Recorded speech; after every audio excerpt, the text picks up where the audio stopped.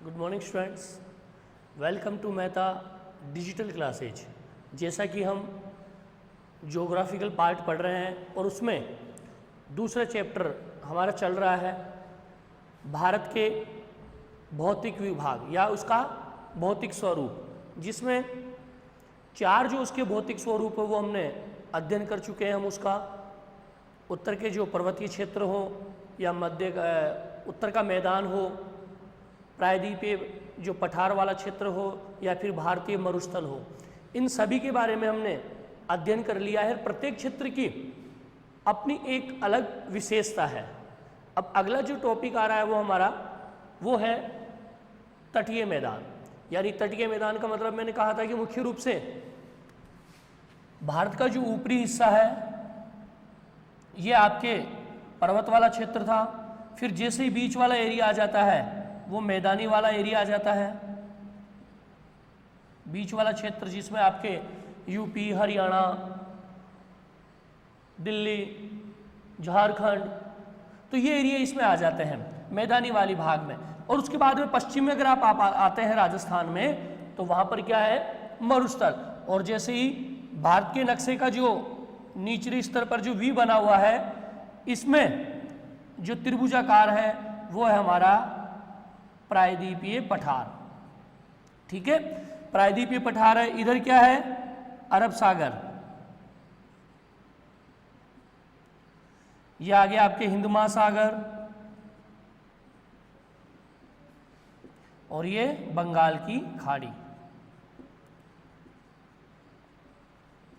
यानी भारत की एक ऐसी स्थिति है कि इसके तीनों ओर पानी है, अरब सागर, हिंद महासागर और बंगाल की खाड़ी, इसलिए इसको प्रायद्वीप भी कहा जाता है। प्रायद्वीप का मतलब है कि एक ऐसी स्थिति या ऐसा भूखंड या जगह जो तीनों ओर पानी से घिरी हुई हो, वो क्या कहलाता है, प्रायद्वीप। यानी कि तीनों ओर ये पानी से घिरा हुआ है, इसीलिए इसको प्रायद्वीप भी कहा जाता है।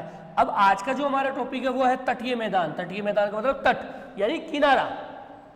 तटीय मैदान में किनारा, कि इस किनारे से इस किनारे के बीच में, यानी पश्चिम से लेकर, ये पश्चिम है और ये पूरब है, यानी कि इस पश्चिम में यहाँ से लेकर गुजरात के तट से लेकर ये पूरा मुंबई, गोवा, केरल, कर्नाटका, ये इधर आ गए आप, आंध्रा, हैदराबाद की तरफ आप आ गए, ये यहाँ तक आ गए। तो ये जो जितना पूरा एरिया है ये सारा क्या है, तटीय प्रदेश है। यहाँ पर पानी पानी है, टोटल पानी पानी है टोटल।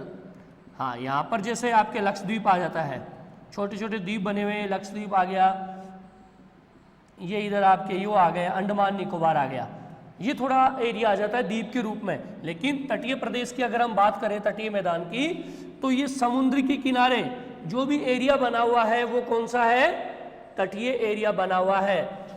पश्चिम में यहाँ से लेकर अरब सागर ये आ गया, फिर यहाँ से क्रॉस करते हुए बंगाल की खाड़ी के पूर्व में आप चले जाओ, यहाँ तक आपके क्या है, तटीय मैदान है।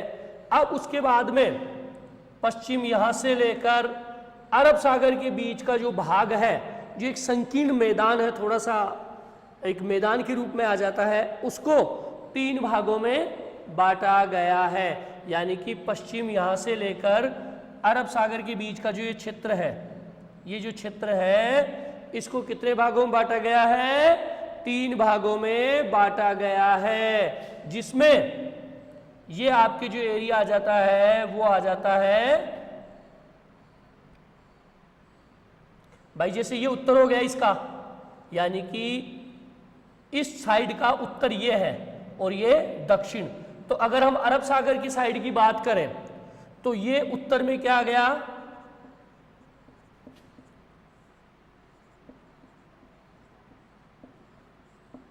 उत्तरी कोंकण। उत्तरी कोंकण, और उत्तरी कोंकण में कौन सा क्षेत्र है आपके, मुंबई और गोवा।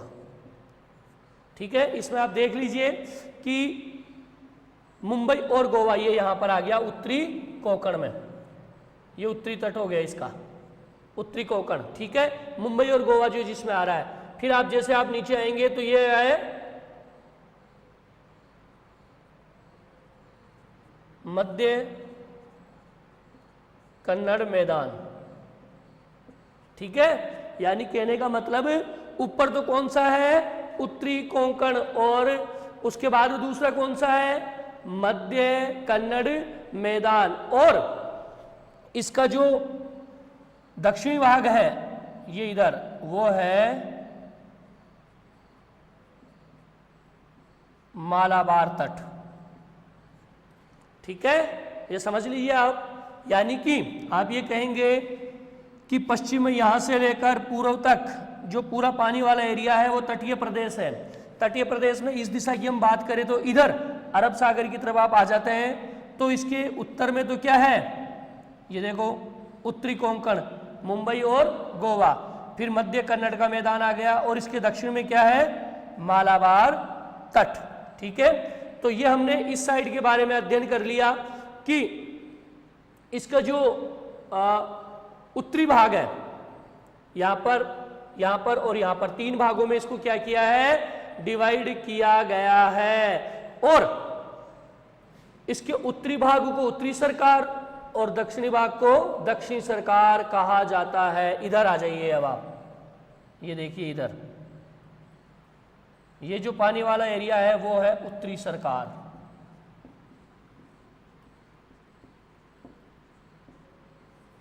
इधर का तो हमने देख लिया, उत्तरी कोंकण, मध्य कन्नड़ मैदान और मालाबार तट। अब आप बंगाल की खाड़ी की तरफ आइए, तो बंगाल की खाड़ी में जो इसका उत्तरी भाग है, उत्तरी भाग, ये उत्तर और ये दक्षिण, तो इस उत्तरी भाग को हम क्या कहते हैं, उत्तरी सरकार, और दक्षिणी भाग को हम कहेंगे, यहां पर ये है कोरोमंडल।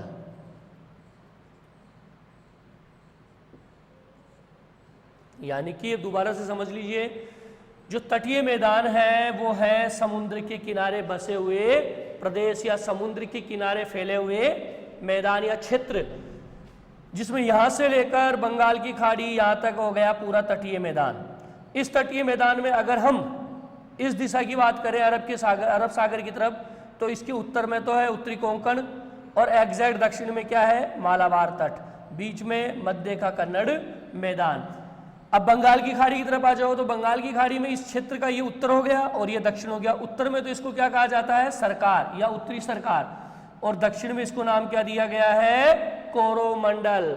महानदी गोदावरी, कृष्णा और कावेरी, यानी कि महानदी गोदावरी,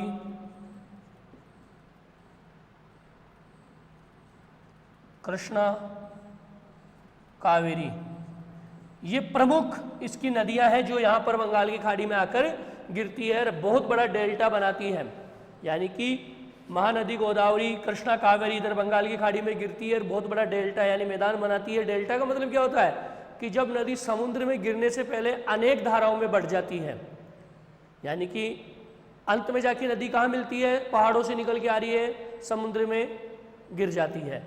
ठीक है, लेकिन जब वो गिरती है तो अनेक धाराओं में बढ़ जाती है, उस टाइम अलग अलग धाराओं में बढ़ के गिरती है, तो उसे क्या कहा जाता है, डेल्टा। तो ये जो नदियां हैं ये यहाँ पर बहुत बड़ा इसका क्या बनाती है, डेल्टा का निर्माण करती है। इसी क्षेत्र में भारत की एकमात्र सबसे बड़ी खारे पानी की जो झील है वह है चिल्का झील। ठीक है, यानी कि भारत के सबसे बड़े खारे पानी की अगर जो झील है वो कौन सी है, चिल्का झील, जो कि उड़ीसा की महानदी के दक्षिण में गिरती है। यानी कि उड़ीसा के महानदी डेल्टा के दक्षिण में, ये लो ये स्थित है, यहाँ पर है। यानी कहने का मतलब यहाँ पर एक ही क्वेश्चन आ रहा है सोचने का अभी कि भारत की सबसे बड़ी जो खारे पानी की झील है वो कौन सी है, चिल्का। ठीक है, जो कि किस दिशा में स्थित है, बंगाल की खाड़ी की तरफ। ठीक है, ये दो चीज हमने देख ली कि तटीय मैदान में हमने देखा कि एक अरब सागर का क्षेत्र है और एक बंगाल की खाड़ी का क्षेत्र है, जिसमें अरब सागर की तरफ हम बात करें तो उत्तरी भाग को उत्तरी कोंकण और दक्षिणी भाग को मालाबार तट, मध्य भाग को मध्य कन्नड़ मैदान। बंगाल की खाड़ी के उत्तर भाग को हम क्या कहते हैं? उत्तरी सरकार या सरकार, और इसके दक्षिणी भाग को हमने क्या नाम दिया है? कोरोमंडल। यहाँ की जो प्रमुख नदियाँ जो डेल्टा बनाती है वो कौन कौन सी है? महानदी, गोदावरी, कृष्णा और कावेरी, जो बहुत बड़ा डेल्टा बनाती है। डेल्टा मैंने बता दिया कि जब नदी समुद्र में गिरती है तो उससे पहले अनेक धाराओं में बढ़ जाती है, अनेक धाराओं में बढ़ जाती है। ये क्या कहलाता है? ये जगह उस नदी का डेल्टा कहलाता है। ठीक है। उसके बाद में चिल्का झील है, वो भी इससे रिलेटेड संबंधित है, जो कि उड़ीसा की महानदी के डेल्टा के दक्षिण में गिरती है या निकलती है। चिल्का झील जो कि भारत की सबसे बड़ी खारे पानी की झील है। अब उसके बाद में जो टॉपिक आता है वो आता है द्वीप समूह है।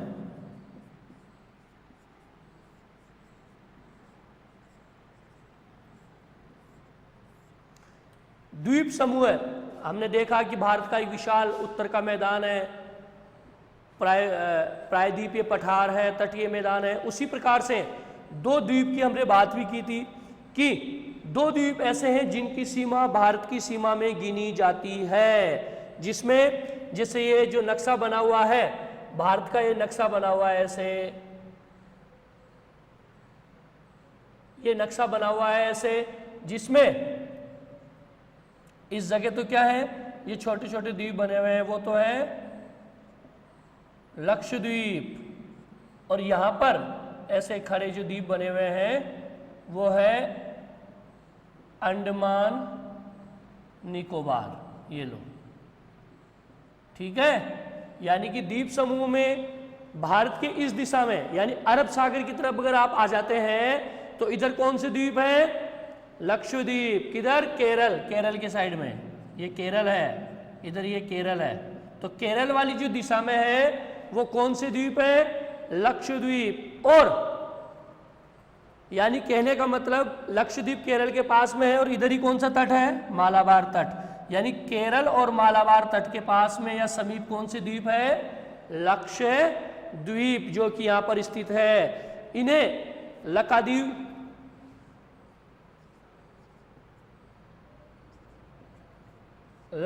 यानी कि पहले जो लक्षद्वीप था उसे अलग अलग नामों से जाना जाता था। लक्षद्वीप, मिनिकॉय,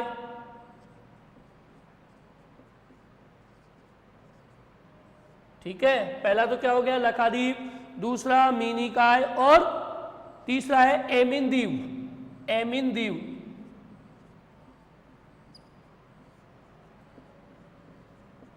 यानी कि पहले इन द्वीपों को किस नाम से जाना जाता था?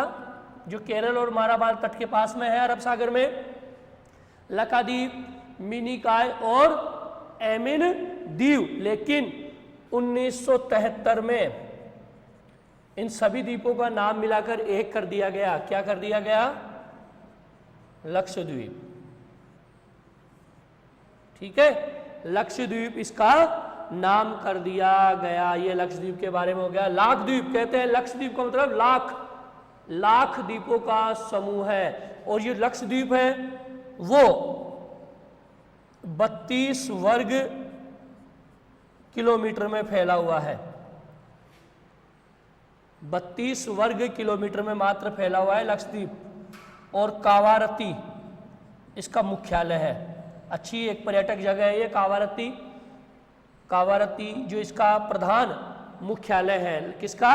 लक्षद्वीप का। अब इधर आ जाइए आप, पूरब और दक्षिण के बीच में, जहां पर कौन से द्वीप है?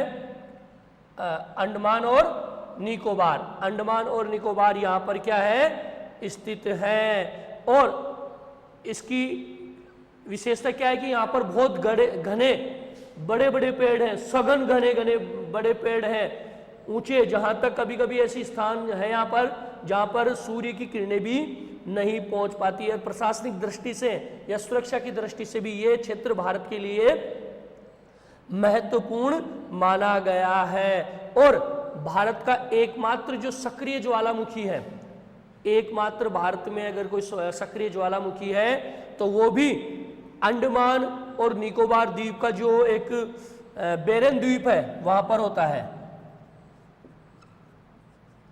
बेरन द्वीप, यानी अंडमान निकोबार द्वीप में एक बैरन द्वीप है जहां पर भारत का एकमात्र सक्रिय ज्वालामुखी फूटता है। कहने का मतलब ये हो गया। तो ये हो गया आपके द्वीप समूह है, यानी कि मुख्य रूप से भारत में कितने द्वीप हैं? 2 द्वीप, लक्षद्वीप और अंडमान निकोबार। अरब सागर में कौन सा द्वीप है? लक्षद्वीप।